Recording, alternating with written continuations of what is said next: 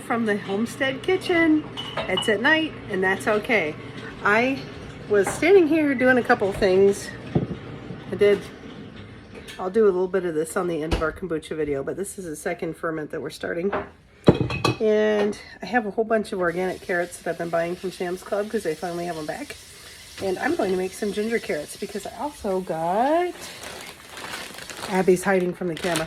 I also got some organic ginger root. They have it at Sam's for like, it's under $6 for a bag of organic ginger root. And look, they're beautiful.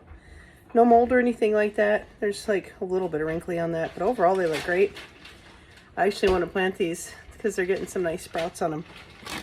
Anyway, I'm going to do one of the simplest snacks in the world. It is ginger carrots. So I have my organic carrots that I peeled and cut into lengths. And I'm going to switch angles. Hold on a sec. So honestly, like, there's no perfect angle to do this at, but pretty much this is a wide mouth quart jar. And I measured my carrots to be right below that 1 inch mark. I don't know if you can see that. And then I am just going to put these in my jar. I'm making ginger carrot sticks. These are fermented carrots and they make a delicious snack. So I'm going to go ahead and keep filling this up. I want them to be pretty tight in here, and then I'm going to add the ginger. Actually, I'm going to put some in the bottom. And then we're going to put water, salt, and I like to use whey from my homemade yogurt as a catalyst to help the process go faster. So I'm going to finish filling up this jar. Here I'm just peeling up these carrots for the carrot sticks, and all of these scraps go to the chickens and pig.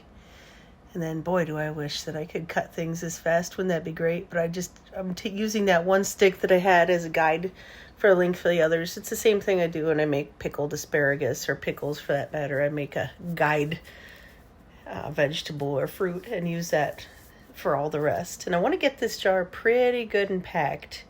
And then peeling my ginger and putting that in there. And here's my bowl I eventually dumped into the carrot bag so I could give it to the animals. But got that filled in. I forgot to put the ginger in the bottom. So there's a tablespoon of salt here, and I'm putting that in a pint jar. I'm going to be putting filtered water in here to dissolve really, really well.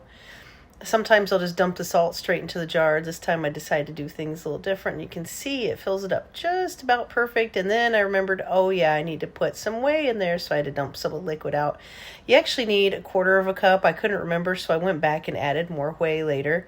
So 1/4 cup of whey if you're using it. If you don't have it or don't want to use a catalyst, then just go ahead and use 2 tablespoons of salt to make it a safe ferment. And then I'm putting my airlock lid on there and just stirring it around a little bit, shaking that jar. Just make sure nothing's floating. If it is, I'm going to go ahead and push it down. Now on to the second one. I am making it ginger carrots that are shredded. So I'm just using this handy dandy Pampered Chef thing that I bought from our local thrift. I love it. Trying not to cut my fingers, but I didn't this time. That's good. And then I could not find my metal bowl that I normally use to pound sauerkraut. So I just put 4 cups of shredded organic carrots in here. Make sure you don't waste any. You don't want to lose any of that. And then I need a tablespoon of shredded ginger. And I use my microplane for this. It's like the best tool ever. You can get a wood rasp or something like that from the hardware store too. You don't have to buy a fancy microplane. I just happen to have it, so I'm using it. And I really love the taste of fresh ginger. I have a lot of plans for all this ginger that we have right now, including a pickled garlic recipe. I'm really excited to try that. I love the garlic that you get like with sushi. Oh man, it's so good. It really refreshes the palate. It helps you digest food. It's just a wonderful, wonderful rhizome for tummy issues. Anyway, I'm adding that into my shredded carrots. And then I'm going to be bringing along my handy dandy whey again. And again, I'm using 1/4 cup. This is going to go in a quart jar. And then that tablespoon of salt again. And I'm just cleaning out a little bit of salt in the spoon with the shredded carrots. Don't want to waste anything. And then I'm going to add something else. I am going to add some organic raisins. This kind of helps sweeten up this ferment a little bit and just give it some different taste appeal, texture appeal. It's really good. I've had it this way before. And then there's my handy dandy pounder. And I want to make sure that I start to get the juices out of those carrots and out of the ginger. In hindsight, I would probably add the raisins last. It didn't really seem to be a problem though. But you just really want to release the juices, as in any ferment, because you want those juices to thoroughly cover the contents of your jar so that you don't get any mold issues. So just pounding, pounding, pounding, getting all that juice to release. The salt helps with that too. Then here I'm packing it into a wide mouth jar. I'm super excited because I don't remember where I saw it, but I guess now you can get the airlock lids for standard size jars. So that's exciting. I'm going to be looking for those. But in the meantime, I do my ferments in wide mouth jars like this so I can use those pickle pipes that I already have. When I'm packing this in the jar, you can see I'm really packing it tight because we really want that juice to cover all the contents inside. I got to tell you, it's a really sad day when you have a moldy ferment. It has happened to me before. I learned some good lessons with that. But it was really tough to lose the ferment because you take the time to put into it. And you can see here I'm scraping every last bit out. You can see all that carrot juice. And that is nothing but flavor. I can't wait for this to be done. As of today, it's just not even a day old, so I've got to wait a few days to a week. We tend to like our ferments more on the sour side, so we let them go a little bit longer. So now that I have every last bit and piece here, I'm just going to be pushing this down until I really get all those juices over the top. It's amazing how much it'll compact down, but it's important that you do this step. And you want to leave plenty of room for expansion of liquid. This actually turned out really well, because when it's at the peak of its fermentation, it will overflow. I have my carrot sticks in a bowl just because I know that it's probably going to start overflowing soon.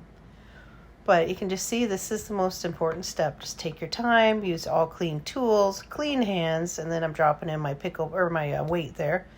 And then here I'm just cleaning off everything and making sure that the juice is covering it like it should be. It's looking good. There's nothing exposed. And then we're going to put the pickle pipe on there and secure it down.